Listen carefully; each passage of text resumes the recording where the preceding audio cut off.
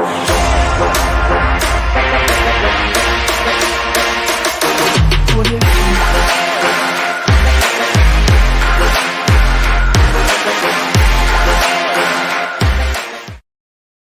red redemption night in North London, 2-0 to Arsenal away at Aston Villa, a team they lost home and away to last season. You could argue those two results, those two games were the biggest catalyst and reason that Arsenal were not crowned Premier League champions.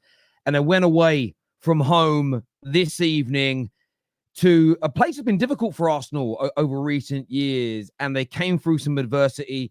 David Raya stepped up, and Arsenal, in the end, when all is told, were just too good for Aston Villa. They showed levels and have demonstrated why this Arsenal team is a scary, scary side indeed. We're going to delve into the game and break it down. We'll give you my views. We've got a panel coming later in the show as well. Make sure you hit the like button. Make sure you're subscribing. Make sure you're checking out NordVPN as well. A lot of you have messaged me today saying, Terry, I want to get those 3 o'clock games. How do I do it? If you guys don't know, just DM me and I'll send you the instructions on what to do. But you should have NordVPN anyway to protect yourself when you're online, to protect yourself from people taking your card details, your names, your data, even just websites selling your information and making money without you getting anything. And one of the most important things, especially for you young men, even when you go incognito on your phone, the broadband bill payer still sees exactly what you do. This stops all of that from happening. Plus, you can change your geolocation and then do what I do. $3.99 a month for all the Premier League, Champions League, Serie A, La Liga games. $3.99 a month with Setanta Sports. All you need to do is scan that QR code or click on our link in our description. Sign up to NordVPN like millions have done already and check it out. But as I say, Arsenal today, look, it was an interesting game because I'm not going to sit here and pretend that Villa were not in it. Villa should have scored twice. Villa should have scored twice. Ollie Watkins should have capitalized on a mistake from Gabriel. Should have happened. But he fluffed these lines. Later in the game, you could call it a Watkins miss. I'm going to praise David Raya. The save from the diving header. Oh my God. Genuinely. There's been, in my lifetime, my favorite, there's been a couple of saves from David De Gea where I thought, wow, how did he do that? There was a number from Peter Schmeichel in my lifetime. One against Newcastle that stands out where he did a Gordon Banks and jumped low. This goes into that category of great saves because he had absolutely no right getting there, and he did. And not only did he save it, but he saved it so well that nobody else could tap the ball in. And as soon as that save was made by David Raya, I sat here and said, Arsenal winning this match. They hadn't been the best team up until that point. They hadn't been at their best. The tempo was slow from both sides. Villa were sitting back. They were playing kind of terrorist football and just trying to counter. And Arsenal, I think, were playing into their hands somewhat. The tempo wasn't quick enough at times. Although they had loads of possession, the chances for Arsenal were very few and far between. But when it comes to winning titles, and I will say this, every single game and every single point matters this year. It's going to be so close. It's going to be so tight. And I think it's been that way for a number of seasons now, to be fair. But as soon as I saw that David Raya save, Arsenal were winning this game. It felt written in the stars from that point. And then a substitution was made. Martinelli had another poor game by his standards, by Arsenal standards, by everybody's standards. And on came Trossard. And Trossard came onto the pitch. The finish was sublime. It was nonchalant. It was just classy. Really good perseverance from Saka on the right-hand side to keep it in. A little fortuitous with how the ball ended up at his feet. But let's not pretend that even that Watkins miss and the Raya save, that was fortuitous. A massive deflection led to it. These things happen. And Trossard stepped up and buried it. And from that point, the remaining 20 minutes of the game, there was only one team in it. There was only one team that were going to win it. And it was Arsenal. They managed the game impeccably from that point. They obviously went and got the next goal, which again was a really well-worked goal. The run off the shoulder of the fullback from Trossard was absolutely brilliant. The cross ends up at the feet of Saka, and Saka just showed great IQ, great intelligence, great patience, and waited. Didn't just try and cut it on his foot and shoot. Squares it to Thomas Partey, buries it into the bottom corner. Martinez maybe could have done better with that, but That's neither here nor there now. And it was 2-0 and it was game over. And they nearly had a third. I can't believe Odegaard didn't put the cherry on top of the icing, on top of the cake. Another move that Trossard was so heavily involved in. He has to now start over Martinelli. Martinelli may refine his confidence, may refine his form, but that isn't really Arsenal fans' biggest concern. You absolutely have to get Leandro Trossard back into your team. But overall, this was a statement win for Arsenal. Early in the season, a ground that you got beat on last year, a team that helped stop you winning the Premier League. You didn't score against them last year. The amount of people I saw on socials, the amount of media outlets, Arsenal will lose, Arsenal won't win, they don't have it in them, they're not playing well enough yet. And yes, they rode their luck at times in this game, but let's have it right. Let's have it right. We've seen the greatest football club on earth in Real Madrid win Champions Leagues, where they've gone through rounds and we've all gone, how the hell did that happen? Everybody calls that clutch. Everybody calls that a winning mentality. Everybody calls that never say die. Keep the same energy for what Arsenal did today. Today was a champions win. Whether it's now or in April, it's the same difference. Rode your luck at times, some brilliant moments of brilliance, some excellent moments of brilliance, some individual performances kept you in it. And then Arsenal came up trumps. It's as simple and as straightforward as that. Are Arsenal purring all gun cylinders? Sorry, that doesn't even make sense. Are Arsenal purring all gun cylinders? That's not what I mean. What is the saying? Why am I forgetting what the saying is? All systems go and something on all cylinders. Either way, I've just mixed up 3 sayings together in one. They're not anywhere near their peak yet, Arsenal, and they're going to get better and better. I still think they've got to go and add a striker or an attacker to that bench. Firing all cylinders. That's the one. Firing all cylinders. There we go. I just couldn't work it out in my brain. But it was very, very good from Arsenal indeed. And City, 6 from 6. Arsenal, 6 from 6.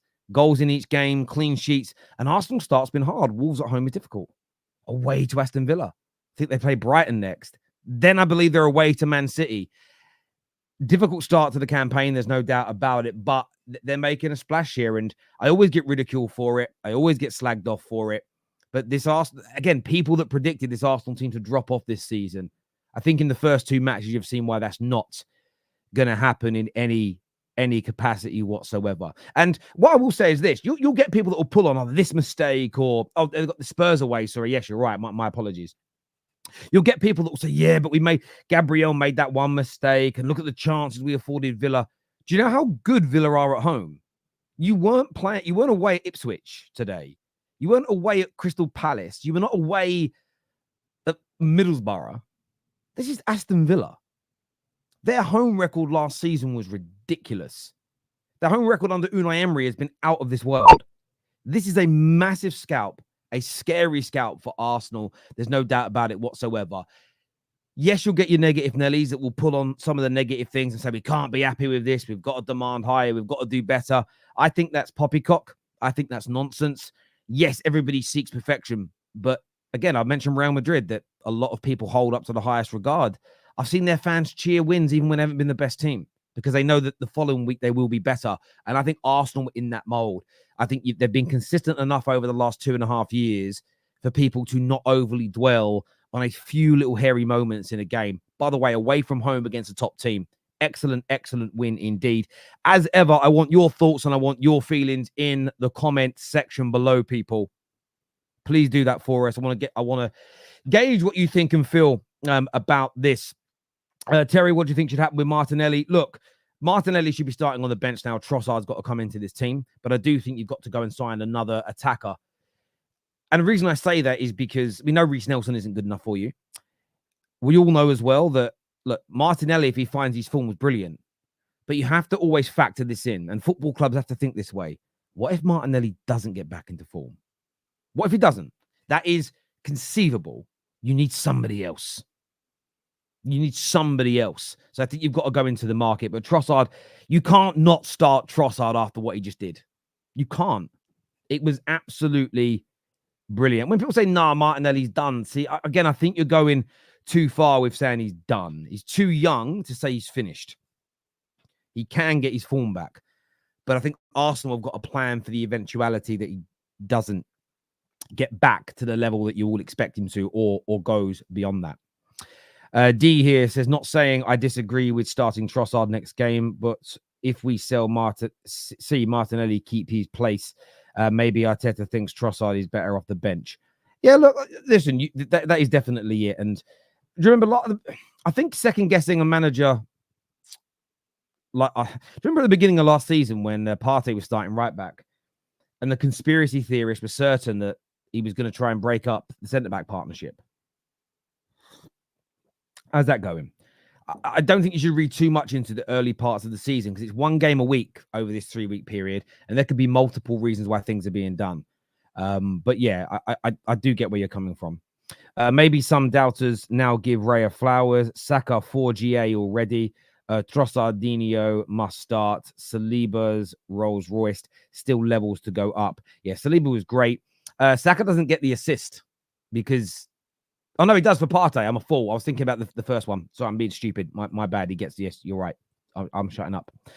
Smash and grab at its finest. That's what champions do. Listen, I can understand why you would call it a smash and grab. I do get why you could call it a smash and grab. But it wasn't as though Arsenal were not in the game. I think we need to be careful with language, because they said it about Man United and Fulham last week. A smash and grab is where you're not in the game for 89 minutes, and then out of nowhere you nick it and nobody can believe it.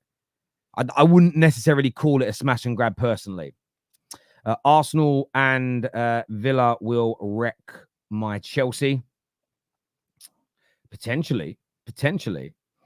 I'm in awe of Saliba. He's an absolute monster. Yeah, he's genuinely brilliant. He's genuinely brilliant. He really, really is. L. Cope, Arsenal will not win the league like that. Well, listen, this is the thing. If they perform to that standard every single game, potentially not. However, they're not going to play a team away from home at Villa's level every week. And we know Arsenal can get better. I think it's, you can make that guess now, but you're guessing. Now Arsenal fans should tell me Raya is average. It was brilliant today. Arsenal have a left-wing problem, not a striker problem. I hear what you're saying there. Last season in both games, we didn't take our chances against Villa. This game was us being clinical and Villa being wasteful. We deserve the win. Yeah, listen, I would agree. I would agree with that. I mean, Villa take their chances. And listen, this was a close game, and it was a game of taking your chances. As simple as that. You, as I said in the title, you were just a level above them. You were just too good for them. It's as simple as that. There's no doubt. It's time for the panel now, people. I want to get them on. I want them to have their say. If you haven't hit the like button yet, get that done. Who we got coming on? Hey, yo. Got Mr. Englishman coming on. Not seen my man in a while. Sicilian Gooner is here. Man like Gooner Sulz, Dio, and Saad all on the show with us now. Remember, we're sponsored by NordVPN today. Just go and check the website out and see what you fancy about it, right? It's very, very important to have. But like I've said before, if you get it, change your geolocation. I was using Moldova today. You can use Moldova, Georgia, Ukraine. Sign up to Setanta Sports. I know a lot of people have the things they plug into their TV, IP, TV, and whatever else, but that stuff is illegal. As long as it's not illegal for you to have a VPN in your country, if you're paying somebody's subscription using a VPN, it's absolutely above board. There's no problems with it whatsoever. So in terms of getting football and other sports, it's such a great way of doing it. And for me, it saves me about £130 a month, genuinely. So that is why I do it, because we get stripped up in England. Do you know what's worse? Because when I was looking at the different international packages, do you know in China, right? In China, for the Premier League football alone, there's like an app where you get Premier League football. It's like 250 English pounds a month to watch it. Couldn't believe it, bruv. Eastern Europe, $3.99 a month. Plus you get F1, UFC, the boxing or the tennis, Champions League, Serie A, La Liga, $3.99. I'm sitting there thinking to myself, how are we getting striped up in England? If you actually want all of that in England, you got to have Sky, TNT Sports, Premier. It's literally about £300 in England. So you can honestly save yourself hundreds of pounds a month, and it's legal. No one's going to knock on your door. You're not going to lose the internet. So go and check out NordVPN at the end of the show. We'll do you a good deal of setting that up, and then go check out Setanta Sports and tell me what you think. Panel time now, people. Giuseppe is here. Jai's here with us. Soul, Dio, Saad's in the house as well. Welcome back to the show, gentlemen. Hope you're all well. I hope you're all good. Giuseppe, talk to me, brother. Big win today. Huge win. Can you hear me properly? I'm at Sam. Yeah, cool. 2-0. I called it on Top 6. I said 2-0 Arsenal. I said we're gonna revenge. Obviously, weren't as comfortable a 2-win as I probably would have thought, to be honest. First thing I want to say is I'm happy with what's happened in the first 2 games. People are going to start putting respect on how good a keeper David Raya is, because I think a lot of disrespect went against him last year from rivals, and he only got the Golden Glove because of the defence. That may have been a factor, but he has saved us in both games now, and he's well and truly got us 6 points, as much as Saka or Partey or Rice or Trossard. So for me, that's brilliant. The game itself, I think Villa looked decent. I felt we were causing ourselves some problems with the way we were playing. It was a bit of a boring game in the first half, if I'm being honest. I was watching it it's like both teams are like don't want to go for it, or it's a bit of like it's tactical, like him, Emery and Arteta. But then listen, we were clinical and they weren't. Watkin should have scored 2. He didn't score any. So at the end of the day, clinical wins you games. I think the first one for me, that's a foul before that on Gabriel, so I don't think that should have even been a chance. But the second one, the save from Raya, unbelievable. Maybe he should have still buried it, but you can only save what you got to save. I thought Rice didn't have the best game today. I thought Martinelli again was a bit poor today. Havertz this is the reason we need a striker. I'm being honest, Havertz weren't great today. He's a good player, but we need a different option up top. I know people say about winger and that. I just look at today's game and think if you have a Gyökeres or an Osimhen in that team, you probably get more chances to score. But yeah, listen, I thought we've done what we had to do. People were saying Arsenal ain't going to win the league right like that. Well, listen, we've started the league slow last year and we picked up later on in the year. We started it slow this year and we've now beaten Villa away. Listen, these are the wins that you need to get at the start of the season. Okay, we ain't got all the energy. Okay, we're still sorting a few bits out. But as long as we're getting the results, and I think we're never getting battered in these games. Like, we didn't get battered today. Yes, Villa probably should have scored, but a goal goes in and you don't know what happens in the rest of the game. We might win 3-1 if one of them goes in. You never know. So, yeah, listen, I'm happy with the team. I'm happy with the performance-ish. And Arteta made the right subs. Trossard come on, and he's proven, for me, Trossard's got to start next game. I think you come on and score, you get rewarded with starting the next game. That's how I work. That's how I would be if I was the manager. So, yeah, Trossard to start next game, but we need to do more in this window now. I was looking at the bench, and I just see Eddie Nketiah and Reece Nelson sitting there, and I'm like, what's going on, man? Just, we've got to get someone in. But yeah, listen. No, listen, I hear you on that, Giuseppe, and in terms of bringing other people in now, I think it's going to be key. Sulz, how about yourself, mate? I mean, it was tough at times. There was some. I'm not too sure who's got the background noise. I'm just gonna keep everybody muted until it gets to the turn, just so the viewers can hear better. Thank you, boys. Sulz, I mean, there was some hairy moments, but in the end, you just showed levels to Villa tonight. No, it's funny because apparently being Ipswich means you're going to win the league. That's what I was hearing on the timeline. Everyone gave up because City beat Ipswich. Oh, yeah. This is it, man. This is going to be a long season. It's going to be one of those seasons where there's going to be hairy moments. It's Aston Villa who are now proving to be a top side in the Premier League, regardless of what we think of, certain players. They are going to be competing for that top 4, competing, and they're going to be a thorn in a lot of the big sides. And today we've seen it. They had moments to win that game, but they couldn't. And moments that we did.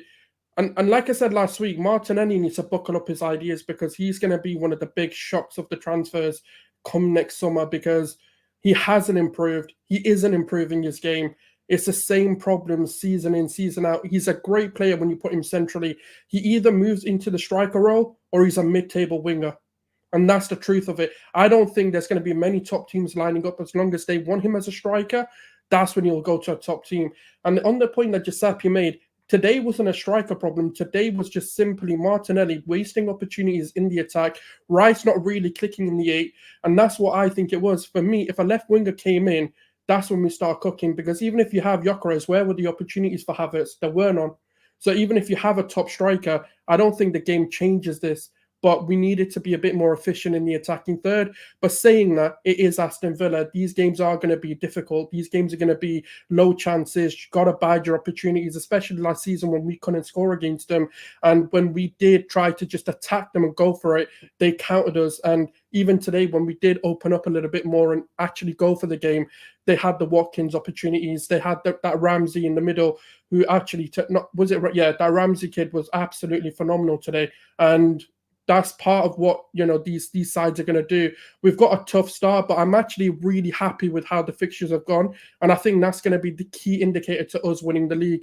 Playing the Aston Villas, the Cities, the Spurs, the Brightons so early in the season when you've got no Carabao Cup, when you've got no Champions League interferences, when you've got no FA Cups, when it becomes difficult to play these teams is when you've got 3 games a week, or like when you've got consecutive 3 like 2-day rest. Can I ask you a question? Just because I don't know. I know you play Liverpool soon and City soon. Are they both, Spurs and City soon? Are they both away? Yes. Wow. Back to back. That's what I'm saying. I'm so happy in the first 5-6 games when we've got a week's break, when we've got no interference of cups or anything else to focus on, we can just smash them out. Even if we win or lose, I feel like now we can get results in all 6 of these games.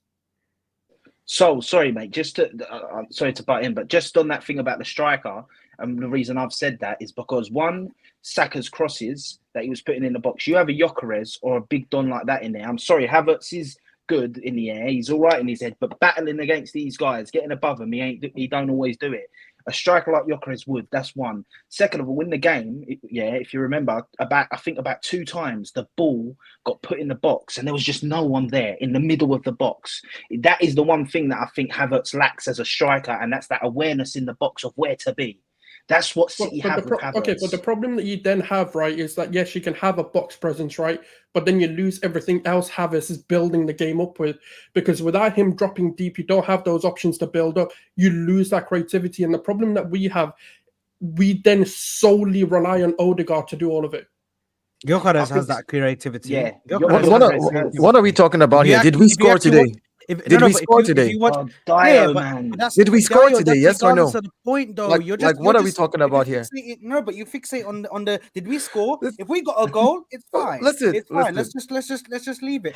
But we're not focusing on the fact that we don't lose that creativity, because there are players out there who can get you that creativity. Gyökeres comes in, bro. His link-up play is good, bro. We're acting like this guy is just a Haaland, bro, who can't really. You guys are talking like you're speaking like we lost the game today, Saad. Gyökeres comes in. Thank you. I was waiting for someone to say this.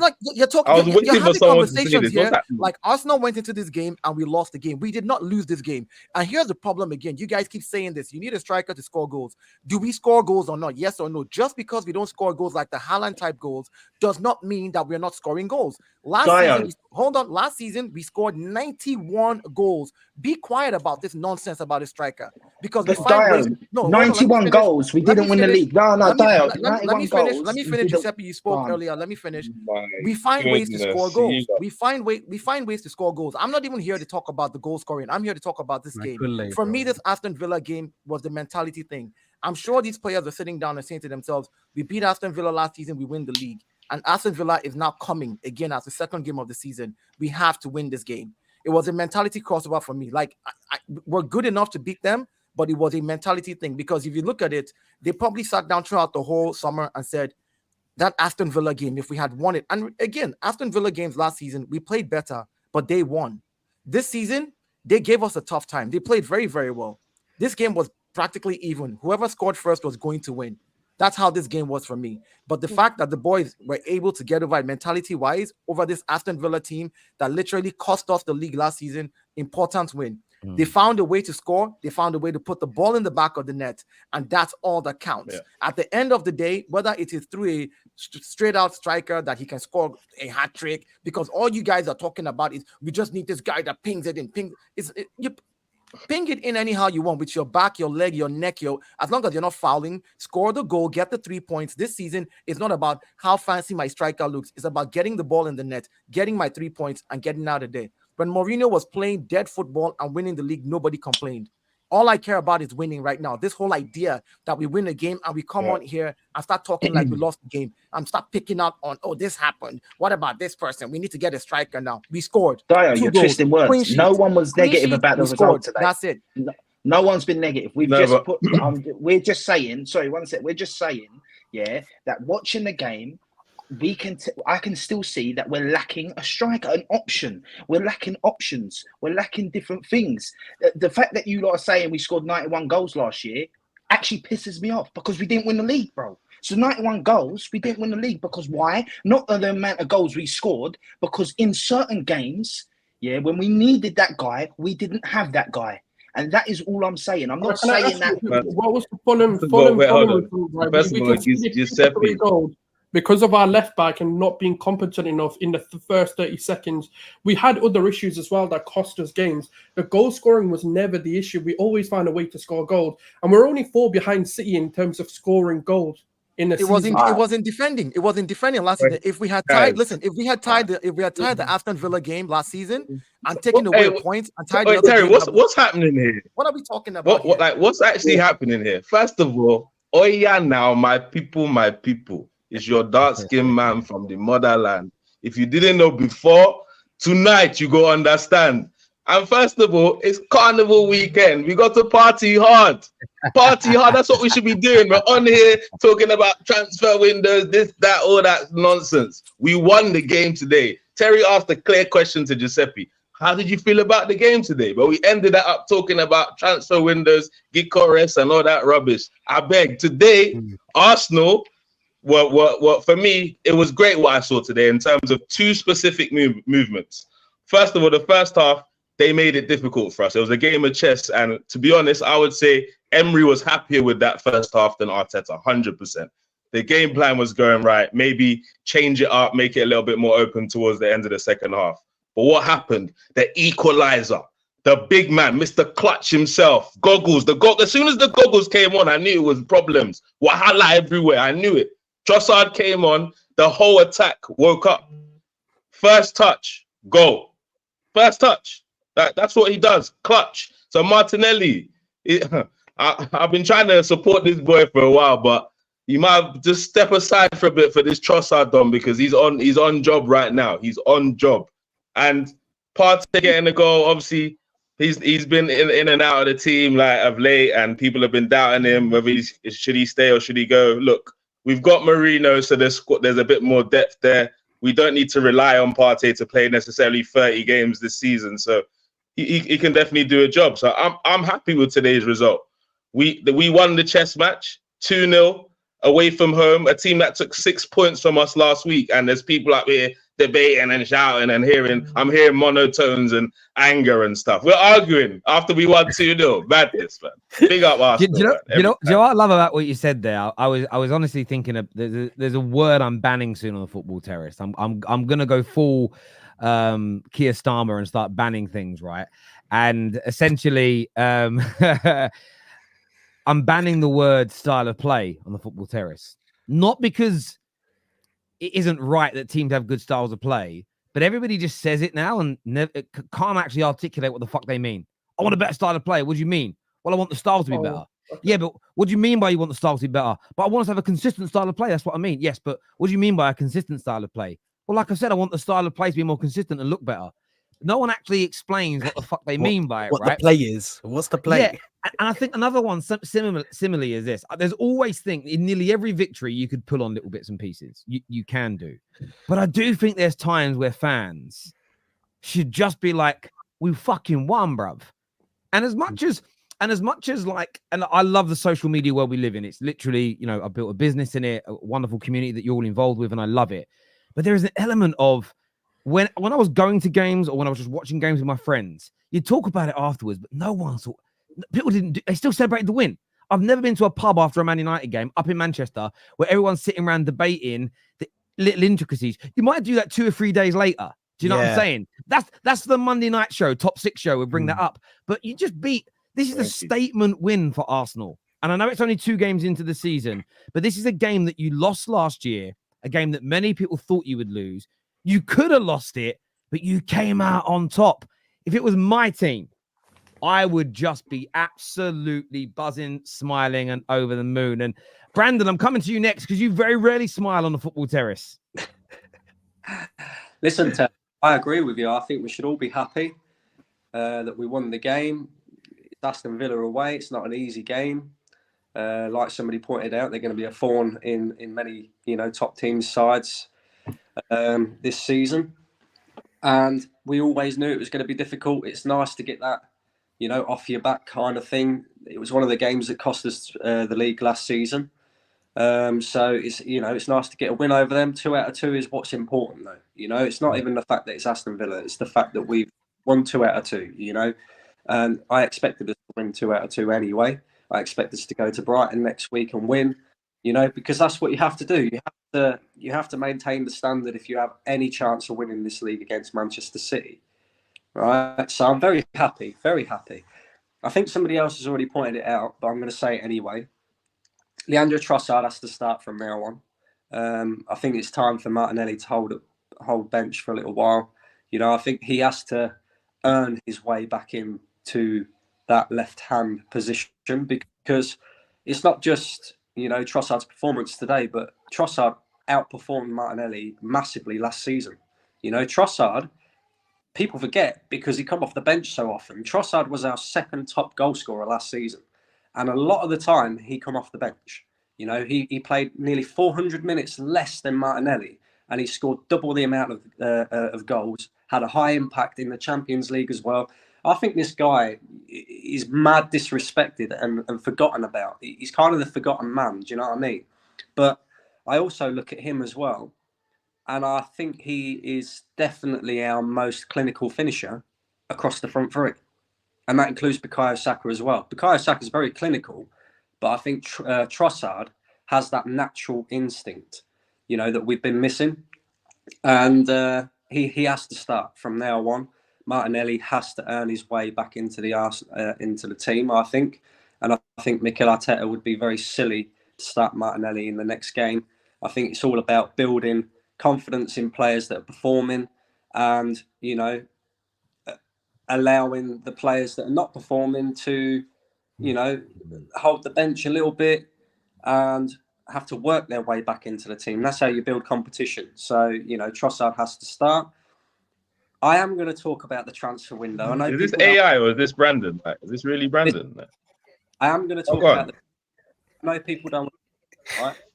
But let me tell you why, positive. Right? I don't want to say blonde hair way, right? I don't want to say this and come across way because people call me negative and all the rest. I believe that we have a massive, massive opportunity, even bigger opportunity than what we had last season to win this league this season, right? There are a few pieces that are missing to the puzzle, right? Now, I was one Arsenal fan that was calling out for... Brandon, you were doing so well, bro. Oh, man, you were doing so well, bro. Please, Kunde, let me speak, yeah? Let me speak. I was one Arsenal fan that was calling for the defensive line to be strengthened because all it takes is for Williams, Saliba, Gabriel to get an injury and all of a sudden, we're in big problems. So bringing in Calafiori, very happy with that. Also, we know last season that we struggled in terms of the 8 role, not necessarily replacing Granit Xhaka. I think Mikel Merino coming in is your Granit Xhaka replacement. It remains to be seen whether he is as good as Granit Xhaka or better. Completely different players. Completely different players, but they play a similar role. Yeah, they're 8 positions. So, we'll see how that unfolds.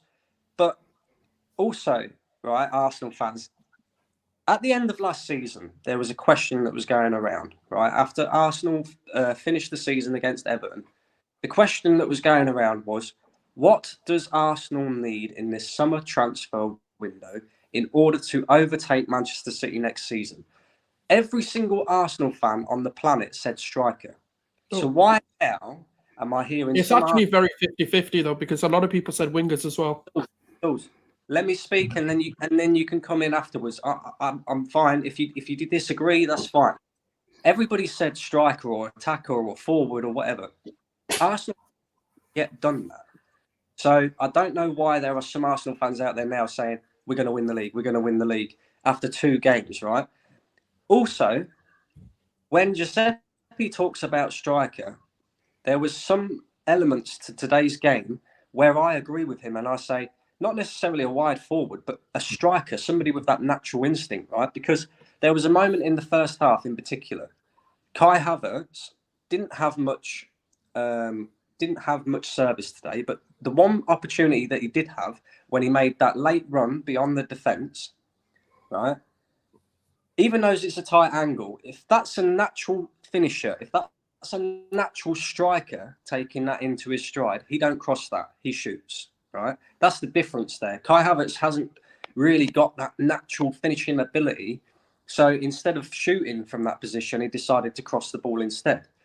Also, on top of that, I hate to say this as well, but I still see some mental frailties from these players. And what I mean by that is, Ollie Watkins had 2 very, very good opportunities today. David Raya with a fantastic save. And he was, apart from Trossard, who get all the plaudits, he was our standout player today. He was very, very good. The rest of them, I thought, were reasonably average to their standards. Do you know what I mean?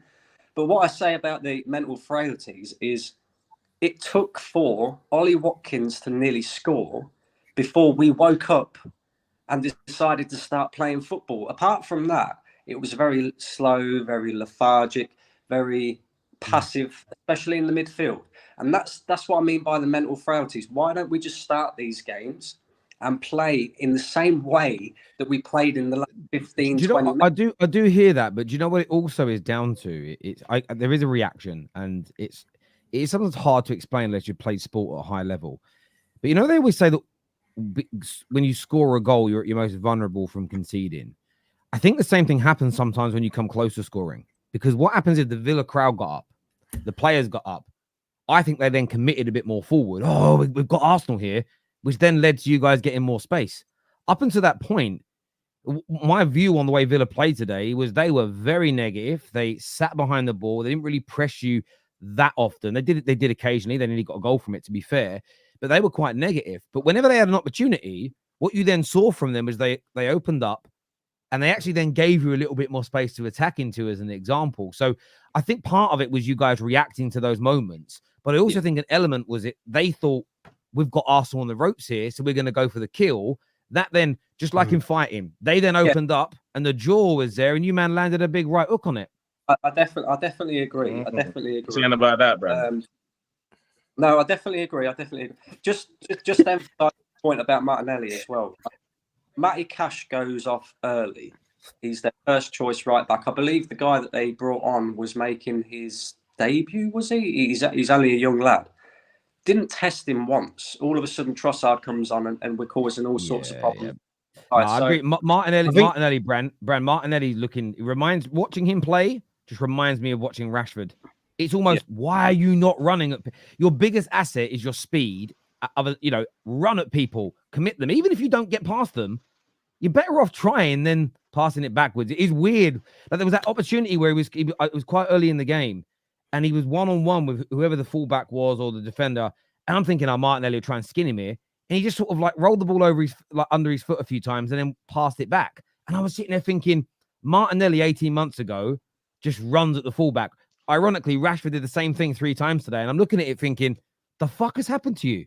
That for me is a mental issue rather than a physical. There's no way he's lost his speed. It's almost like I don't want to make a mistake, so I'm not going to try it. He's lost a second speed. Sad to watch. Or half a second speed. You can see he's lost some of his speed, bro. You can tell he has. But the one thing I want to say before I go into just my thoughts. Indecisive now. That's what it is. No, that's not even indecisive, bro. I think now, I don't think he gets enough assistance, man, on that side. If you look at the Saka side, bro, and you look at how the Saka side is situated, bro, and you look at how everybody is in. Bro, why do you want people to hold people's hands? No, but it's not even about holding. No, but hold on, because listen, half the 3/4. No, hold on, half the 3/4 of our fan base here are actually they've let this guy just go. and they've just said, "Oh, it is where it is, bro." Arteta sacrificed his side. It's fine. It's fine. Martinelli is all good. Martinelli is this, Martinelli is that. But with hold on, Terry. With Trossard's got that experience. Trossard is an older player, bro. So you know he's got that experience to be able to get out of those opportunities, bro. Martinelli is still a young kid, bro. We're acting like this guy's an experienced player. He's played in the top level for years, and he should know how to get out of that, bro. He doesn't get that assist. I understand a little bit because the way Ben White overlaps and Timber and whoever else inverts. However, why does that stop him running at his man today? No, but there's also he's at fault. Also, I understand that he's at fault, but I also think to a certain degree, he's also been not allowed to really do his thing, bro. Like he doesn't get the overlapping runs anymore. He doesn't get somebody going through and just giving him that run. Sometimes you need that run for somebody to drag the defender, bro. Somebody to take the defender away from you so you can maybe make a run inside, bro. Saka gets that assistance from Ødegaard and from Ben White making the overlapping run. But listen, I think drop Declan Rice for a more technical player then. Well, I think we should try different midfield partnerships because I don't think Rice can do that. To be honest, I don't think he does that enough. So you want to drop Rice to get the best out of Martinelli? No, but try different. But can I just say this on maybe use Rice as a 6. Maybe use Rice as a 6 and use Marino as the 8, bro. You could do different stuff like that. When you're talking about Martinelli, right? Yeah, when you talk about Martinelli this first half, right? When we're actually analysing the game, that first half, all the attacks were going on that left, right? So you can't tell. He's had time to go and attack his fullback. But if you look at him, he's left there by himself, bro. To just go at the attacker, bro. Like I understand he should be taking him on, but hold on. If he's 1v1, I'm saying if he's 1v1 with his attacker, you're expecting your attacker to run at him. We complain about Saka being double, triple marked. When Saka's 1v1, we expect Saka to go and burn that man. That's a reality. And when he doesn't, we criticize it. So when the ball's been switched over to Martinelli and he's got his young fullback here, remember this guy's inexperienced. Matty Cash has come off. He can run at his fullback. He ain't running at his fullback. He ain't burning his fullback. Right? And where you're right as well. If Saka's being double and triple marked, that must mean that Martinelli's free as a bird, bruv. Because you can't double and triple mark them both. That means no one's on Ødegaard, and that ain't true. So I get where you're coming from, but he's just not performing. And yes, there are elements. Yes, if you had someone of Ødegaard's technical ability on the left-hand side with him, granted, you may get a little bit more out of him. But equally, Martinelli's nowhere near as technically gifted as Saka to make that interplay work. So Martinelli is speed and cutback, speed and shot. Like there isn't huge technical ability in him. I don't think I'm being disrespectful. Which I think he can learn. He can learn. He can get that technical ability. But the issue is he hasn't, bro. It's just at the moment, bro. He hasn't got it. But listen, I just sorry, I didn't know if you wanted to shout them out, Tel. So I don't know if he can learn. Yeah, I want to shout. So yes, want to shout out Dodgy Bill for giving out some free memberships. We're going to come to your super chats in a minute. So stay with us and make sure you're hitting the like buttons as well. Nathan, what did you make of today? We'll come back to the points in a bit, gents, just because I want to get to super chats in a minute. But Nathan, what are you saying, bro? Yeah, man. I thought it was a good. Well, I thought it was a good result, a great result actually, considering we got points there last season. Right, I never got any points against them last season. So for me, in isolation, when you look at the result, it's a fantastic result.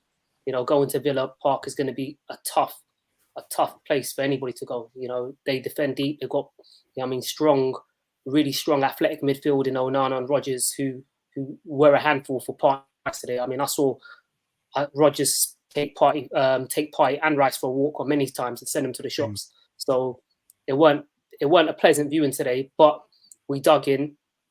You know, Trossard comes in, makes a difference twice. And then one player I really want to shout is Raya, because for me, one of my biggest criticisms of Raya last year was that I didn't feel like he contributed to match-winning saves. Like I felt like he was very proactive in everything he did, and that was really good. But he never had the same kind of impact that Ramsdale did when there were chances on goal. He never really won us a match with, his reflexes or his shot-stopping ability.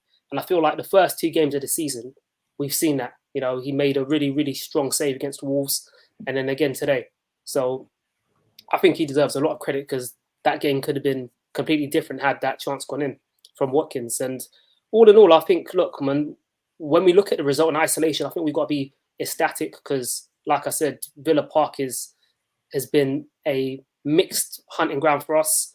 Emery's has a really good set of results over Arteta as well, like their record. I think Emery's got a better record over Arteta in a minute as well. And I feel like we're still trying to come into things. I think Moreno's going to definitely be a big player to play a part in the system. And I feel like him in that left 8 and maybe putting Declan Rice will be a significant upgrade, because I don't think Rice gives us that fluidity in that 8 position in terms of receiving. I think he's more of a destroyer and a ball winner, as opposed to being somebody that can, pick passes and, play other players in and create.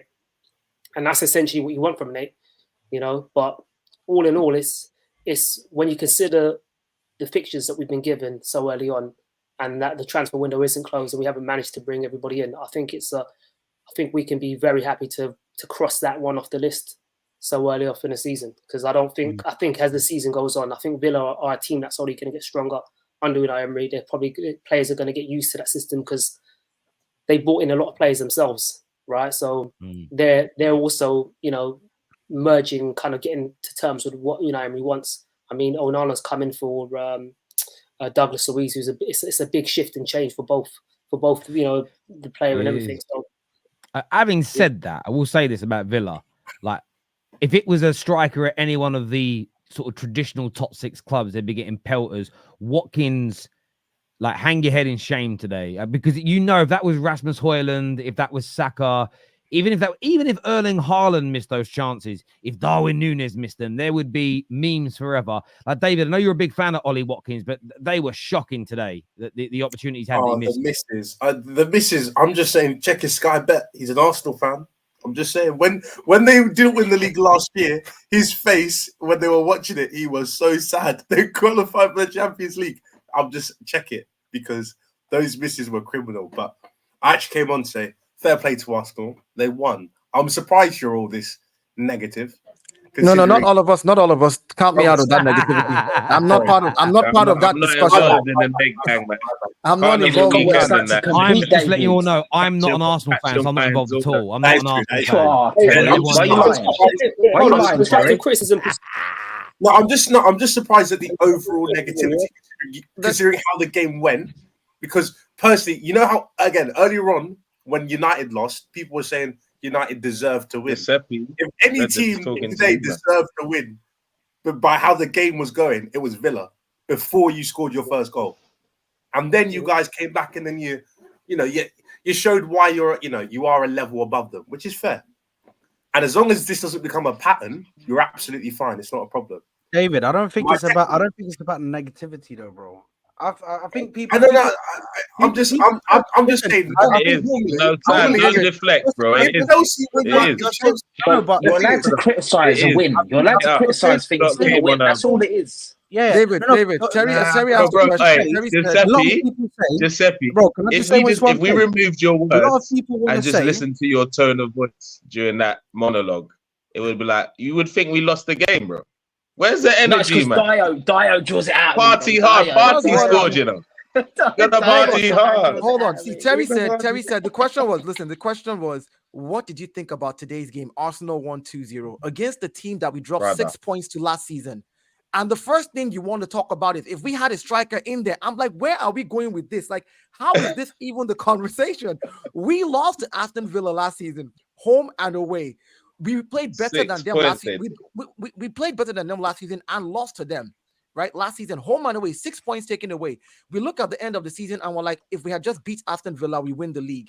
And then our second game at the beginning of this season, there's a mentality thing there that tells you that these guys were the ones who stopped us last season. And we go in there, we keep a clean sheet, we come out of it, we find ways to score. Our goalkeeper makes an amazing save.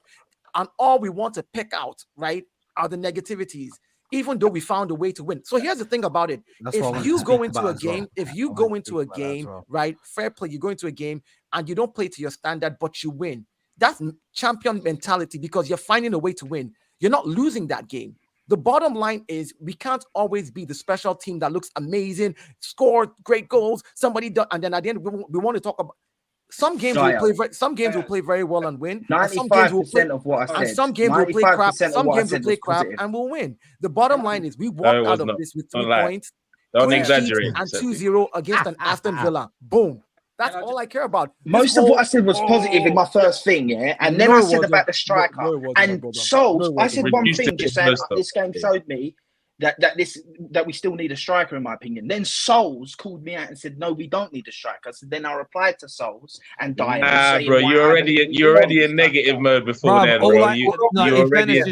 Giuseppe, all I heard, bruv, was Arteta out. That's all I heard when he started talking about that. Was it. It was just there. All I'm gonna say is I've got there are some players there that I'm looking at going, hang on. I knew that's what you really came with. I knew it. All them niceties at the start. I knew it. No. Let me finish. Let me finish. For now, I'll allow him today. Because apparently he's playing in the wrong position. I'll allow it. Today he gets a pass. But I'm still watching because he's on fraud watch for me. And that Martinelli guy, he's making Don look like a genius. I'm just saying it. I'm just saying. I've got to say, Don put a message in the group chat. It's bad. And I don't know if he got my meme back, but he basically said, I don't want to hear anyone talk about Martinelli over Mohamed Mudryk. And I just put a picture of... no, he didn't. No, he did. I just put a picture back, reply with a gif of Dwarfs singing. Because I'm like, you can't... If you're going to... Terry. Hang on, please let me finish, bro. If Don's thing was, I think Martinelli stinks, then cool. But it wasn't. Your thing was essentially saying, I think Mohamed Mudryk's better. Martinelli being bad doesn't mean you're winning the debate that Mudryk's better. It's just David. It's just a micro penis competition. Even if you're right, I don't get the flex, bro. I don't know. What I'm saying is the fact this is even becoming a conversation is mad, because this should never be a conversation. It shouldn't be, because today that is a droppable, I don't want to see you again level of performance. It was that bad every time. Remember, so this is the thing though. But this is why it's not a debate though, because Martinelli has performed. Mohamed Mudryk never was. He's never had a good game. He's never been good. Terry. That first game against Liverpool, I thought we had Oh my God, David! I'm gonna go to the super chat because I was gonna run out of time, and I don't want to disrespect the viewers here. This says, why do people care about GA? Did he play well? Yes or no? Who cares if he played the last pass? Watch football on a TV, not a calculator. Yes and no. It depends who we're talking about. If I've got a striker that misses 4 open goals, but the rest of his play was good, I have got, like today, Ollie Watkins didn't play it well, but say Ollie Watkins balled out, but he still missed those chances, that's still a problem. Because otherwise, you're basically describing Darwin Núñez. I think your position and what you miss, dictates it. But yes, it isn't all about GA, but I think context is needed. I just think Martinelli doesn't suit much the system we are playing at the moment. He'll be flourishing for a counter-attacking team. Well, we need a left-sided attacker. Man United put a little cheeky £25 million bid in. He's just lacking confidence, though, man. What are we saying here, bro? He was in the system before, bro. He was fitting in the system before, bro. When he had a competent left-sided midfielder like Granit Xhaka, he was fitting in the system. But as soon as he had an injury as well, Saad, you have to realize, as soon as he had an injury as well, he was never the same. He was never the same. Look, this is what I'll say. This is what I'll say. There was a lot of variables to Martinelli last season. Like injury, new left-sided player, not like the change of left back multiple times, all that stuff. I hear that. Okay. Let's give him all of that last season. Let's give him that. But this season, he is on watch. He's someone that is on watch because I don't know who said it earlier, but he could potentially be up for grabs in the next summer unless he fixes up this season. That's a position that he needs to watch. I've also said that he could double up as a number 9 because I see him because he's the second best finisher at our club, I believe. But for some reason they want to keep playing him on the left. So I would prefer to use him as a 9. He was bought to play as a striker. And he only plays well when Jesus is in the side because he makes different runs for him. That's also let me go to Brandon, then we're gonna get to the next super chat. Go on, Brandon. I can't believe you guys have just let that slide. Did you not just hear what Terry said? He said £25 million, and they want fucking 30 for McTominay, mate. I'm just going by the level of negativity that I've heard from the likes. I'm just going by the level of negativity that I've heard from the likes of Giuseppe. That's all I'm engaging it from. So, you've already downpriced our player with your negativity. Like if people come and they're like, yeah, he's so bad, let's just pay 15 million for him. Manny here says, Terry, it's so obvious a proper striker is needed. This team is allergic to shooting. I'm okay with benching, selling Martinelli. Leo is our scoring winger. Thank you, Manny. You know what the irony about this whole Leo Trossard thing is that when he starts, a lot of people will complain about his lack of pace, his ability in transition, his 1v1 ability. And I like Leo Trossard as a substitute, as someone who can come on and impact it. But there's a lot of times when he starts games and he doesn't look it. So I just find from fans and how they change their perspective like the wind one game to game. Like Trossard was, and he's been fantastic but let's not sit here and kid ourselves to say he's a starting level left winger for a club like Arsenal, because when he does start, we will complain. What about this comment here? I just want to throw it out if someone can jump on this real quick because we've got to try and get through these super chats. No one's talking about Partey. We need Rice back at 6. It's 2 weeks running. I've seen a few people saying he had poor game. He definitely looks like he's lost physicality, bro. He doesn't look like the same Partey that was there before. 40 years old, bro. What do you expect from him? Yeah, the way Morgan Rogers threw him on the ground. No, but bro, you could see it, bro. If you think Rogers is ever able to do that to the Partey of like 2 years ago, bro? No way, bro. But listen to what you just said, Saad. Saad, listen to what you just said. You said the Partey of 2 years ago. And this is what you just said, the Partey of 2 years ago. Of course, that's a different Partey now. He's aged. Yes, but brother, like you don't lose that much of physicality, bro. You don't lose that much with the injuries he had. With the injuries he had, you're going to take out the context that he was injured for a whole season. I don't. Hold on. 10 years in 2 years. Wait, you know that, right? Wait. Saad. You scored the second goal again? Yes, it was Partey, bro. Yes. Yeah. It's not even about that, bro. I'm just saying his physicality, bro. You say, man.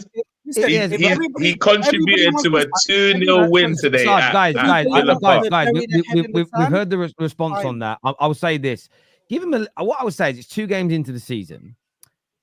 People get better as seasons goes on. I think there's one thing I would say about everyone reviewing any team, like slow down a little bit with writing him off completely or saying because things change very quickly. Remember what everybody was saying about Kai Havertz this time last year, and then what they ended up saying about him by the end of the season. So, but I'm never saying. I know. Sorry, I need to get through these super chats. There's so many of them, and we're going to run out of time. It says, I hate to say it because I love the guy, but Martinelli is really starting to look like a one-season wonder. He seriously needs to improve his football brain. I think it's fair criticism. We beat the team we couldn't beat last year, and all these guys are fuming about a striker. Moreno is coming in and Partey ups his game. Competition pushes everybody. Bring strength in my area is what Manuel says here. Thank you, bro. Nate says, I'm so tired of people saying we needed a striker like Haaland. There are no strikers in the market capable of replacing Haaland's record. Absolute rubbish. Absolute. No one said that either. Don't tell me there's no strikers on the market that could do a job for Arsenal. That can do a job like Haaland is what he said. He didn't say not for. He said like Haaland. You know what he said there, Brandon. Look at him choosing words to say. Yeah, I mean, it's one of those things. It's one of those things. It's actually true. It is true that there's no one available in the market for Arsenal that can do what Haaland does. However, I don't think any Arsenal fan has said we need someone as good as Haaland. And if somebody, this is what Standard FC would do, though. I want a striker. If they're not as good as Haaland, I'm going to be fucking angry every day. That's the kind of thing them man do, because then they know they can keep being angry because it isn't happening. That man. Yeah. I am absolutely astonished, by the way, that no team that's trying to qualify for Champions League, no top team in this league has yet to make a bid for Ivan's home. I believe Ivan would do an excellent job at Arsenal. And by the way, can I just say, he's on £20,000 a week at Brentford. We could double his wages, sell Eddie. But doesn't that tell you something, Brandon? The fact that that's not happened, doesn't that tell you something? Yeah, and Brandon, I'm in your camp. Literally. I rate him. But if I become dispassionate for a moment and take my bias away, the fact that nobody's going in for him it's a red flag. If you're, if you see a geezer that's 32, 33 years old, got money, gorgeous, looks like a cross between Jules Clooney and Brad Pitt. He's got a six-pack, the job, the money, the looks, smells great. And he's single and no one really likes him and his exes all think he's a dick. That probably tells you there's a problem there. That's why he's single at that age, bruv. You know what I'm saying, right? I love Ivan Toney. I don't like all the talk about bad this, bad that. I don't think it's about attitude, nothing. So objectively in my head, maybe there's something we're not seeing as fans that professional football people don't like. And we're just not. I'll give you an example. The amount of times I was told by people that Wilfried Zaha was a world-class talent. And I'm just like, but he isn't. And I'm not even judging it on my own opinion. I'm judging it on who wants to buy him and where he plays up until like he's 30. That tells you that should, I don't know. I get where you're coming from, Brandon. It confuses me, but maybe there's a reason. Apparently for us. Hang on, before anyone else comes in here, we're talking about Arsenal winning a league, right? Everybody talks about how many goals we scored last season. That's fair enough. I get that. But it's still 5 goals less than Manchester City. We don't have a player in this squad who is natural in terms of finishing, apart from Trossard, right? And Eddie Nketiah, who's not good enough anyway. I don't care about what Ivan Toney does off the pitch. I'm all about what he does on the pitch. Last season, majority of the season, he still came back, played 17 games and scored 5 goals in the league, right? The season before that, he scored 20. This is a guy that knows the league, that scores goals, that can offer everything that we need, including... So why does no one want him in the top 6? Why? You tell me, Brandon. Sorry, guys. Just sorry, because loads of voices. Brand, everything you've said spot on, and I agree with you on a football level. I don't like all the talk of bad attitude, bad this. I'm like, show me the fucking evidence. I'm talking about it, and I want to throw this back to you. What do you think the football reason is why no one's going for him? I honestly don't know, Tel. I really don't. Because, like I said, the guy's proven it in the league. He's got 1 year left on his contract. He's on very small wages. So why anybody wouldn't take a £40 million punt, I have no idea, mate, to be honest with you. That says a lot, though. That says a lot, though. Then you're saying... Doesn't that tell you something? There's something that we don't know. There's something that all these clubs don't know that we don't know. And if that, if that's something that's big enough for all of them to be scared of him, then I'm scared of him too. Keep it pushing. Do you guys think he's a good player? I hear what you're saying. Great player. Do you guys think that they've looked at him from how he's come back after his ban, and maybe it's not looked right? Maybe they say he just doesn't look how he looked before he. It could be something else. It could be the fact that maybe after this ban thing. You know how, like, if you gamble, you're told to take classes and all that. Maybe he missed a couple of classes, or he did something that while during that period, and they're like, this guy hasn't learned his lesson. We don't need this kind of energy in the club. Yeah, you don't know what they know. Nobody knows what they know. Maybe there's that. I've always felt it more this. When a player plays for Brentford, how often he's up against a low block, team sitting back behind him, goes to one of these big clubs. Arsenal tried, but there was another player nobody came in for, and we all call him a Premier League legend. No one really tried to sign Vardy other than Arsenal one summer. And I remember listening to like pros talk about it and say it's because he's really suited in his pomp to where teams are playing higher against them, not sitting back, and the ball can be knocked in behind for him, and he ran onto it. The problem is, if he would have joined all the top teams when he was in his pomp, how often in games is that space in behind for that ball to be knocked into? As an example, maybe there's an element that's been looked at by the scouts, looked at by the sort of the coaches, where they think he may struggle for our clubs because most teams sit behind the ball against us, and we haven't seen enough of his ability in those. Again, I'm just throwing it out there as a theory. I think he's excellent, but I can't ignore the red flag, which is loads of fans rate him, but clubs don't. There's something there. This super chat says goal scoring. Sorry, yeah, go on, very quickly. Go on. It doesn't necessarily be a striker, right? It could be a goal scoring winger. We've seen Liverpool win the league with forwards that score from the flanks, right? We've seen it at City too, when they had Sterling and Sane, and they had Jesus as a false nine. The goal scoring play that we need doesn't have to be a striker. I don't understand why people are obsessed with it being a centre forward. It can be someone who gets goals from the wing. Right, we're looking at. I agree. And yeah, I totally agree with you. And I got what the boys were saying about bringing it up on a show like this. I still think you have to look for it because with Martinelli's form, one injury and suddenly you're short. But there is a time and a place. Goal scoring isn't the problem. We have a consistent issue. I'm sick of my fellow Arsenal fan base. When you say we have a consistent issue, I'd love you to tell me what that is, Nate. Thank you, bro. Villa had a striker on the pitch. What happened to their chances? If we need a striker, like people keep going on about, goals will not be our problem. Thank you, bro.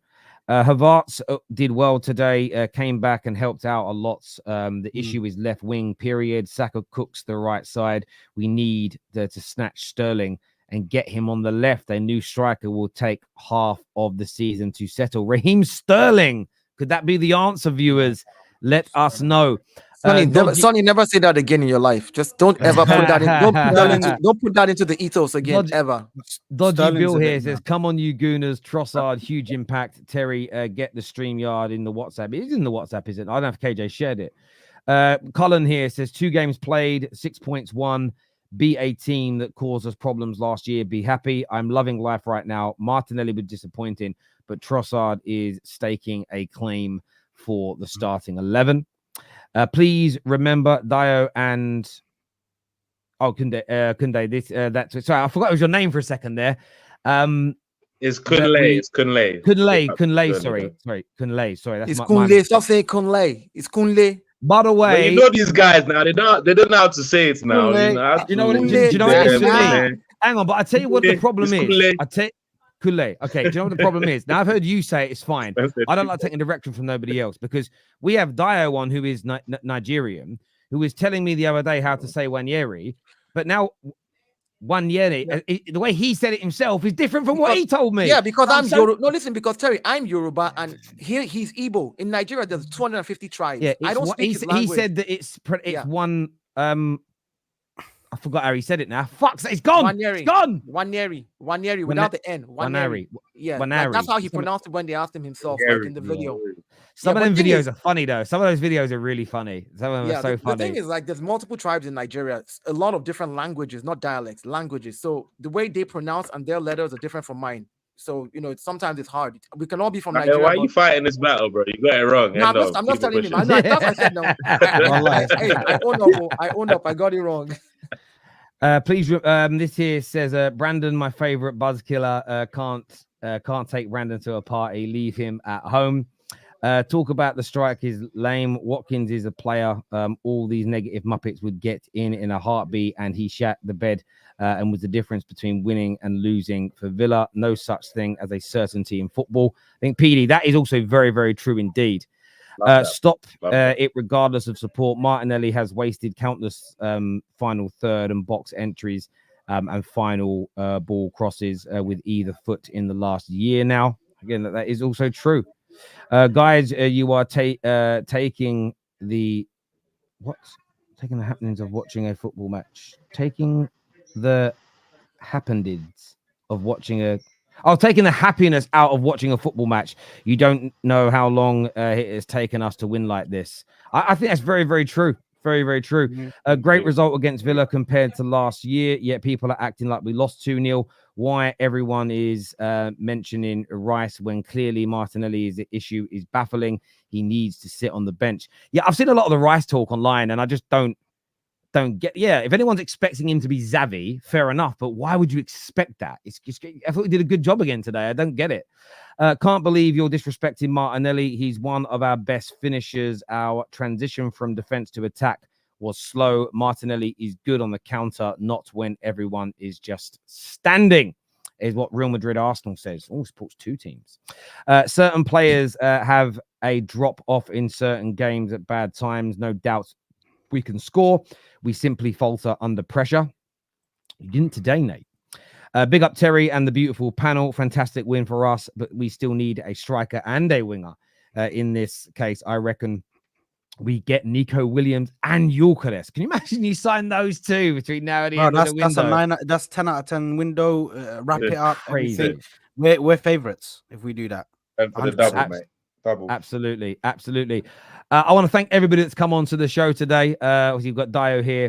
Saad, Kunle, hey, who's on the show with us, and everyone else who's been here. Thank you to all of my super chatters. Remember to go check out NordVPN. Go and get yourself an account signed up. So important to protect yourselves online, especially you young men.